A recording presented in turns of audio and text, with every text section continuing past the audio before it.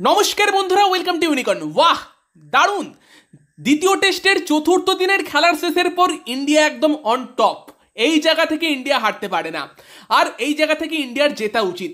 কালকের দিনটা পড়ে আছে, 7টা উইকেট ইন্ডিয়ার চাই, এবং সেই 7টা উইকেট কিন্তু একদিনে নেওয়া সম্ভব। যদিও জানি পিচ খুব ফ্ল্যাট, বাট সেই ফ্ল্যাট পিচে যেভাবে ইন্ডিয়ান বোলাররা বোলিং করেছে, স্পেশালি ফার্স্ট ইনিংসে সিরাজ, দ্বিতীয় ইনিংসে আকাশদীপ, অবভিয়াসলি ফার্স্ট ইনিংসে আকাশদীপও দুরন্ত বোলিং করেছে, সেটা এক কথায় অনবদ্য।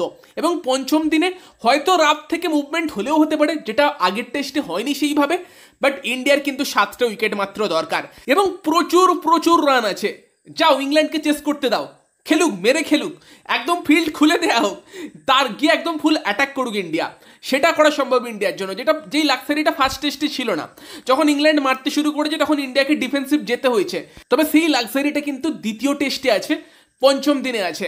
রান প্রচুর আছে, পুরো অ্যাটাকিং ফিল্ড সেট করে ইংল্যান্ড যদি মারতে যেতে চায় তাদেরকে মারতে যেতে দিক। এবং ইংল্যান্ডের কাছে এমন ব্যাটসম্যান আছে, ধরে খেলার মতো ব্যাটসম্যান নয় তারা, হ্যারি ব্রুক বলো, অলি পোপ বলো, বা পরের দিকে বেন স্টোকস, টেমি স্মিথ, তারা মারার জন্য দেখবে, এবং যখনই মারতে যাবে উইকেট পড়ার কিন্তু সম্ভাবনা থাকবে।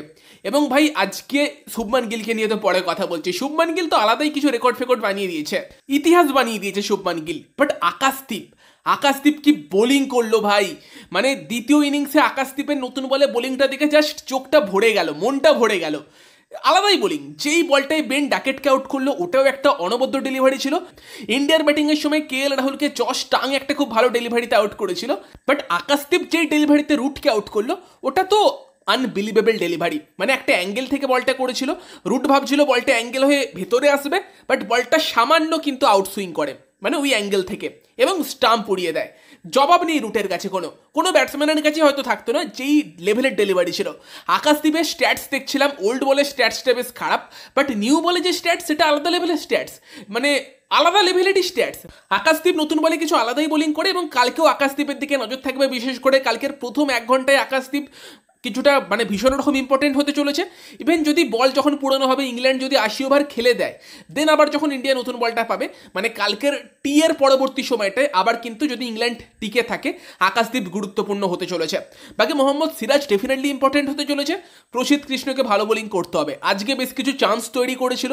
অলি পোপকে কিন্তু সবসময় সমস্যার মধ্যে রেখেছিল প্রসিদ্ধ কৃষ্ণ, এবং যেই বল আর কি, যেই ওভারটাই জরুর আউট হলো, তার আগের ওভারের লাস্ট বলে কিন্তু অলমোস্ট অলি পোপ আউট হয়ে গিয়েছিল।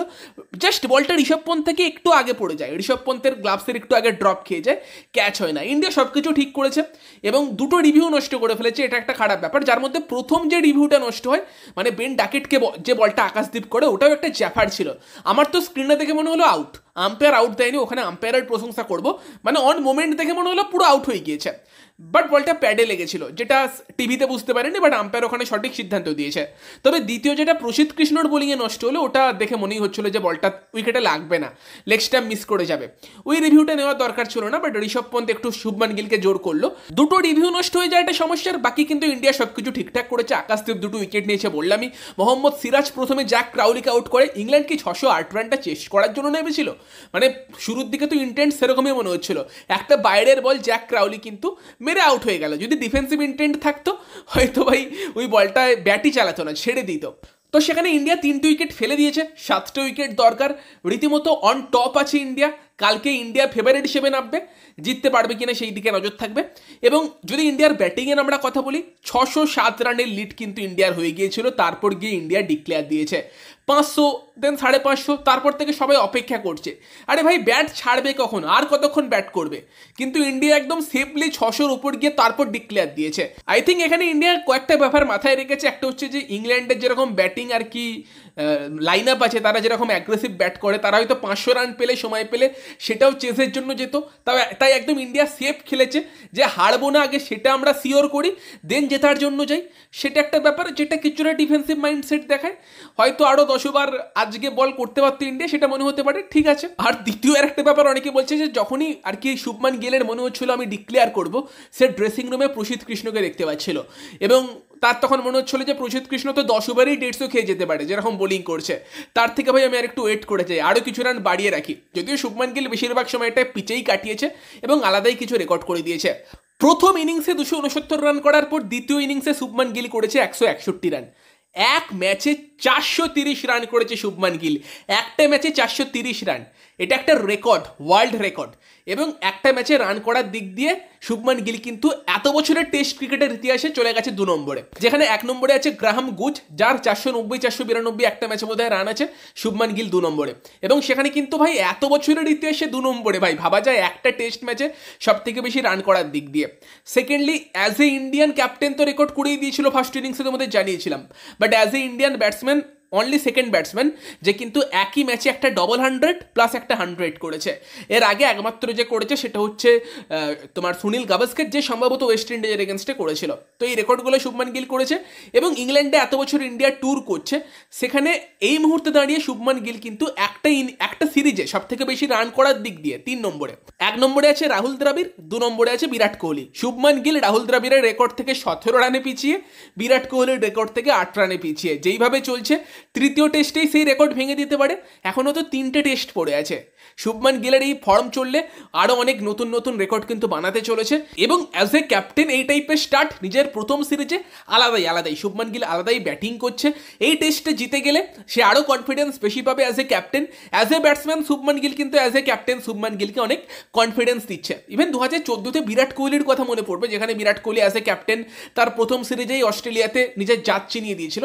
শুভমান গিল হয়তো সেই লেগাসিকেও টপকে যেতে পারে যদি আর একটা 100 করে দেয় বাকি 3 টেস্টে। বলতেই হবে যে অ্যাজ এ ইন্ডিয়ান ক্যাপ্টেন প্রথম সিরিজে সব থেকে বেস্ট পারফরমেন্স হয়তো as a captain batsman Shubman গিলই করতে চলেছে। এতগুলো রেকর্ড করে ফেলছে, আলাদাই ব্যাটিং করছে। এবং সেই জায়গাতে দাঁড়িয়ে আজকে শুভমান গিল তো ভালো ব্যাটিং করেইছে, সব থেকে বেশি রান করেছে। তার সঙ্গে KL রাহুলও অর্ধশত রান পেয়ে যায়। কালকে বলেছিলাম শুভমান গিল, KL রাহুল আর সব থেকে গুরুত্বপূর্ণ ঋষভ পন্থ হতে পারে। এবং সত্যি ভাই ঋষভ পন্থ আজকে সব থেকে আবারও গুরুত্বপূর্ণ ইনিংসটা খেলে। যেই সময় মনে হচ্ছিল ইংল্যান্ড বোলাররা ভালো বোলিং করছে, কিছুটা তোমার ওভারকাস্ট কন্ডিশন, ঋষভ পন্থ সেই সময় আসে। KL রাহুল তার আগে একটা দুরন্ত বলে বোল্ড হয়, কিন্তু ঋষভ পন্থ এসে জাস্ট প্রেসারটা উল্টে দিয়ে দেয় ইংল্যান্ড বোলারদের ওপর। একদম ফুল অ্যাগ্রেসিভ ইন্টেন্ট, ব্যাটও উড়ছে ঋষভ পন্থের ব্যাটে, কখনো বল লাগছে না তাও ব্যাট উড়ছে, যেটাতে আউট হলো সেটাতেও ব্যাট উড়ছিল, ক্যাচ আউট হয়ে যায়, মানে ব্যাটও উড়ছে ঋষভ পন্থও উঠছে। একদম আলাদাই ক্রিকেট। 58 বলে 65 এবং একদম পারফেক্ট একটা স্টেজ কিন্তু সেট করে দিয়েছিল। তারপর মনে হলো জাদেজা এসে একটু স্লো খেললো, কারণ টিয়ের আগে যদি ইন্ডিয়া আরেকটু চালিয়ে খেলতো, টিয়ের সময় ইন্ডিয়া 550 প্লাস লিড নিয়ে কিন্তু ডিক্লেয়ার দিতে পারতো। বাট ইন্ডিয়া হয়তো সেই রিস্কটা নিতে চায়নি, ইংল্যান্ডকে হয়তো একটু বেশি সমীহ করছিল।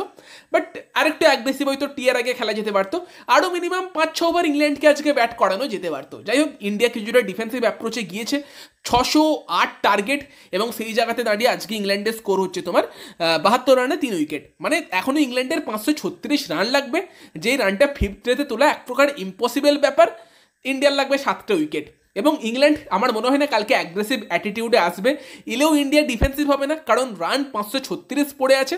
ফলে সেই জায়গাতে কিন্তু সিরাজ, প্রসিদ্ধ কৃষ্ণ, আকাশদীপ এবং দরকারে জাদেজা, ওয়াশিংটন সুন্দর, তাদের রোলটা কিন্তু ভীষণ গুরুত্বপূর্ণ হতে চলেছে। ব্যাটসম্যান শুভমান গিলের জন্য এই ম্যাচটা আলাদা লেভেলের গিয়েছে, তবে ক্যাপ্টেন শুভমান গিল কিন্তু এই ম্যাচটা জিতে একদম ম্যাচটাকে স্মরণীয় করে রাখতে চাইবে। এবং ইন্ডিয়ার কিন্তু এই ম্যাচটা জিতে সিরিজে 1-1 ফিরে আসার ভালো রকম সম্ভাবনা রয়েছে। কালকের দিনটাই ইন্ডিয়াকে ভালো বোলিং করতে হবে, স্পেশালি বল যখন 30-35 ওভারের পুরনো হয়ে যাবে, তারপর ইন্ডিয়া কি ট্যাকটিক্সে বোলিং করে সেটা কিন্তু ভীষণ ইন্টারেস্টিং হবে কালকে। এবং বৃষ্টিরও সম্ভাবনা আছে, ওভারকাস্ট থাকতে পারে, মুভমেন্টও কালকে বেশি দেখা যেতে পারে। বাকি তোমরা জানিও কি এক্সপেক্ট করছো, ইন্ডিয়া কি ম্যাচটা জিতবে, 7টা উইকেট তুলতে পারবে? আমার তো মনে হচ্ছে পারবে। তোমাদের মতামত জানিও। শুভমান গিলের ব্যাটিং নিয়ে কি বলবে কমেন্টে জানিও। ভিডিওটাকে লাইক করে দিও, শেয়ার করে দিও, আর চ্যানেলটি সাবস্ক্রাইব করে নিও। Bye bye.